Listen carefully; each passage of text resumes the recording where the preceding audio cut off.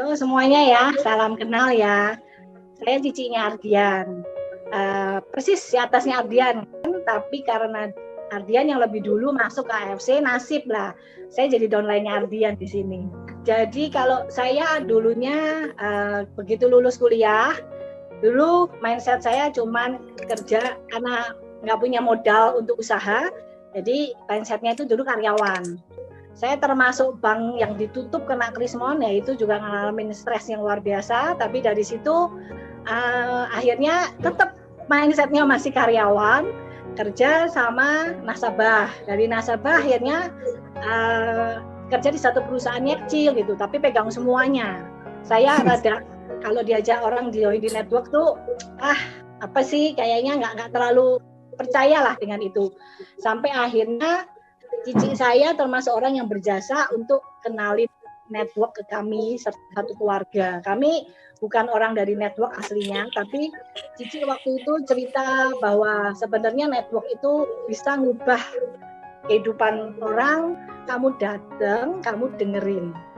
Kamu lihat itu apa, jangan belajar ke orang yang salah.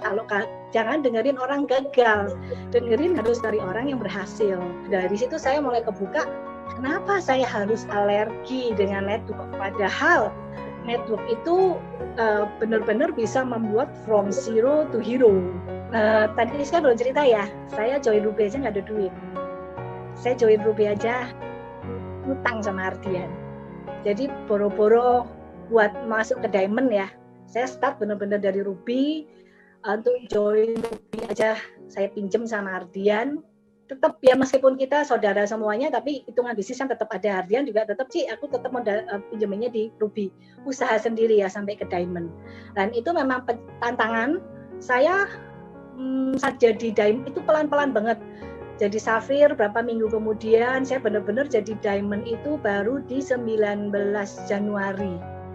Ya di 19 Januari jadi Diamond benar-benar kerasa, bonusnya beda banget. Nah, benar-benar struggle ngerasain di situ.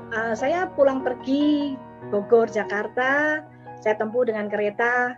Perjalanan PP itu kadang-kadang berangkat aja bisa 3 jam sampai 3,5 jam, desek-desekan sampai Bogor lagi.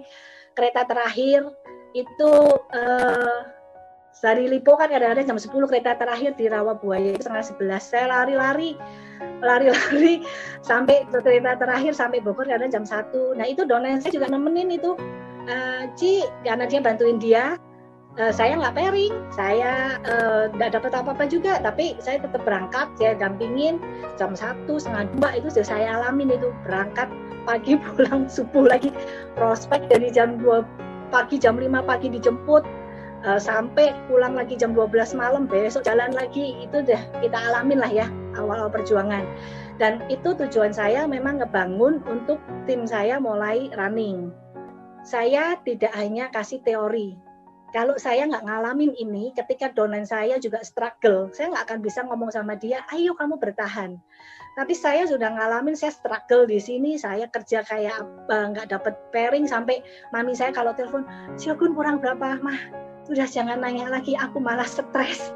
Aku udah nggak mau melihat pairing, udah stres. Saya merasa itu kayak ujian ya, bahwa bener nggak tuh kamu kata-katanya menolong orang? Bener nggak? Jangan cuma kamu teori doang. Dan saya benar-benar praktekin, downline saya make money jauh lebih gede dari saya. Nah itu yang tidak bisa kita ngomong cuma sekedar kita berhasil ya. Tapi di saat, kenapa yang dulu-dulu saya tidak pernah bisa yakin saya di AFC, karena dulu yang berhasil hanya segelintir orang. Yang bawah setengah mati, struggle gugur. Ada sesuatu rasa yang sakit ya. Gitu. Tapi begitu di AFC, saya lihat semua orang rata-rata yang memang mau jalan ya, dan mereka serius, semua make money, karena ya pasti pertolongan dari atas itu ya. Kita tetap mengandalkan Tuhan, berdoa, karena segala sesuatu kalau Tuhan yang campur tangan itu pasti ada jalan. Itu yang saya percaya. Tipikal saya juga salah satunya, kalau saya sudah klik, ada masalah apapun saya akan hadapin. Setiap kali kita nggak bisa menghindari masalah, dimanapun pasti ada.